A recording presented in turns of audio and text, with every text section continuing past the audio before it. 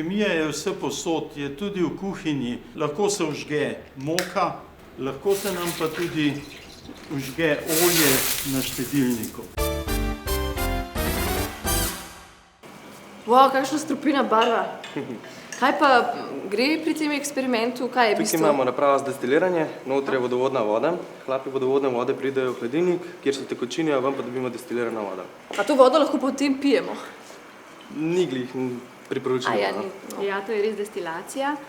To je sicer proces, ki se uporablja za čiščenje in prečiščevanje snovi. Tale voda pa sicer bi bila pitna, bi morala biti tudi čaša precej čista. Kaj so pa še sicer osnovna področja dela kemijskega tehnika? Lahko so zaposleni v različnih laboratorijih, lahko delajo v industriji, v raznih obratih, vodijo naprave ali procese. Tukaj pri nas, tole, kar zdaj vidimo, je pa bolj delo, ki spada v kemijske analizne laboratorije. Analizne. Zelo različna področja imamo, tudi zelo različne analize in tehniki so lahko povsod zraven. Kaj pa poleg prakse, kako sicer poteka šolanje, če se naučijo, koliko časa traja? Šolanje traja 4 leta, pač normalna srednja strokovna šola. Naučijo se kar precej kemije, tudi nekaj splošnih stvari, veliko imamo pa tudi praktičnega pouka. A take prakse imate samo v šoli ali dejansko hodite kam v podjetja?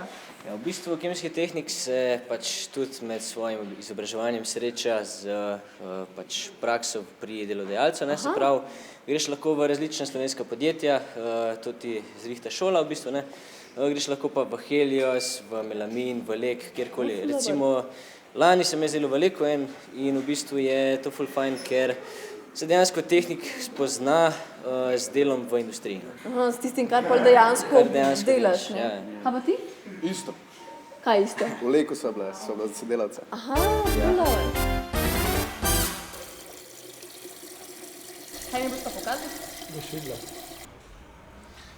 Kemija je lahko tudi zabavna, z njo lahko tudi čarana.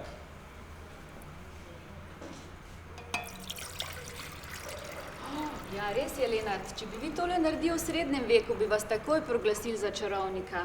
No, kemijski tehniki pa vemo, kaj se dogaja medtem, ko se tele barve spreminjajo.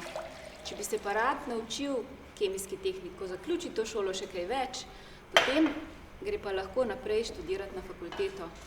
In sicer, ko zaključi s poklicno maturo, lahko gre direktno na visoko strokovno šolo. Če bi pa hotel iti na univerzitetni študij, pa lahko dela pri poklicni maturi še dodatni 5. predmet in se vpiše na univerzitetne smeri.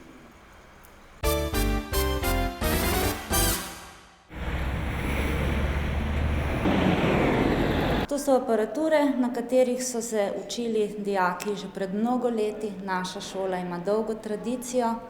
Leta 1947–48 so se k nam vpisali prvi kemijski tehniki in vse od takrat so te aparature seveda za sodobno analitiko postale neuporabne. Mi smo pa mnenja, da je prav, da jih shranimo, ker predstavljajo del zgodovine in tudi del kemije. Ful je pomembna varnost v laboratoriju, zato moraš imeti haljo, očala. Načeloma spet te lase, ful dobro, da imaš dolge hlače, zaprte čevlje. Sam se zdaj bo tole kar v redu. Zakaj pa mora imeti dolge hlače pa zaprte čevlje? Zato, ker se kaj polije ali karkoli, ti lahko kaj. Da mi kaj ne razže. To ne bi bilo fajn.